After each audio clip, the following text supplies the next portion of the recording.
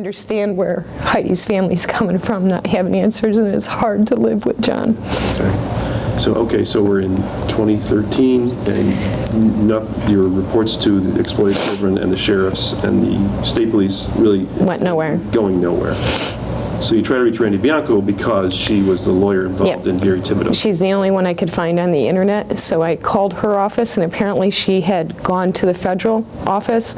So she told me that the lady that answered the phone told me I needed to speak with District Attorney Greg Oakes, and that she was friends with him, and that she would hand it to him personally. You know who that was? I can't remember. And next thing you know, Greg Oakes called me. We had a conversation on the phone. I told him everything that happened. That was recorded, correct? I'm not sure at that point. Okay. The second phone call that he called me with, they were in a room. There was other officers in there. I then again told him the same story, and then he flew me into New York. Let me stop you.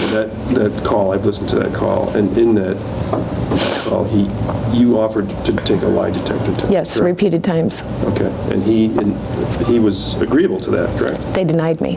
I know they denied you, but in the call, yes, Greg Oakes said that might be a good idea. Yes. Okay. So whatever happened with that? I don't know. When I got there, I wanted them to know that I was telling the truth without any doubts whatsoever. I requested it through Carmen. I requested it with Petrowski. I requested it with Oakes. They all said no, that they believed me, and that the only time that they give a lie detector test is to people that they don't believe.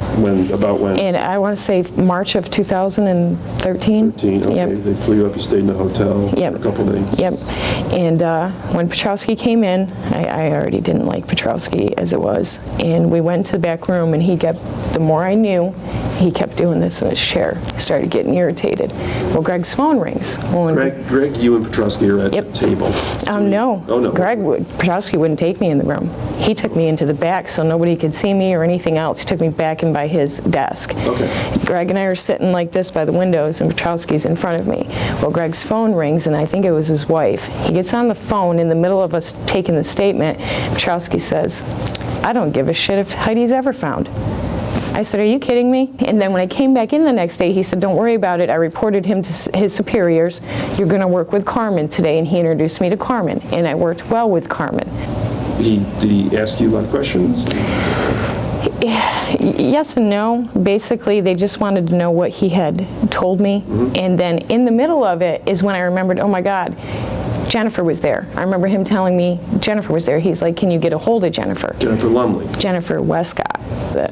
So back to the interview with Carmen, you mentioned this about Jennifer Westcott. Yep. We reached out to her on Facebook. Was that his idea? They said, let's try to Yeah. So I reached out to her on Facebook, got a hold of her, told her I needed to talk to her. And then after Carmen pissed me off when he leaned over and said something about Wayne, or Petrowski leaned over and said something about Wayne, I was like, that's it. So I started texting Jen that night, trying to get her to send me some sort of text so that I could give it to Oakes in the morning so he knew that I was telling the truth. And she started texting a little bit. We talked briefly. That's when she had said, and I asked her about all of it. She basically confirmed it real quick and said, I said, well, how did Gary Thibodeau get involved? How did this innocent guy get involved at this point? She's like, oh, that was easy after we found somebody with a white van. That was on the phone she said that? Yes. Not taped though? No. Okay. In the texting you did, you tried to get her to say something? Yeah, I tried to get her to say it while we were texting too. And that, you didn't get that, right? I can't remember if she texted that or not. There was like 3 or 4 different interactions with her. And then finally, how we got her on the phone was her little guy dialed the phone. He dialed my number. We happened to be sitting there waiting for her to call. Was that how it happened? That's how it happened. It was an accident. Okay. And she ended up getting stuck on the phone with me.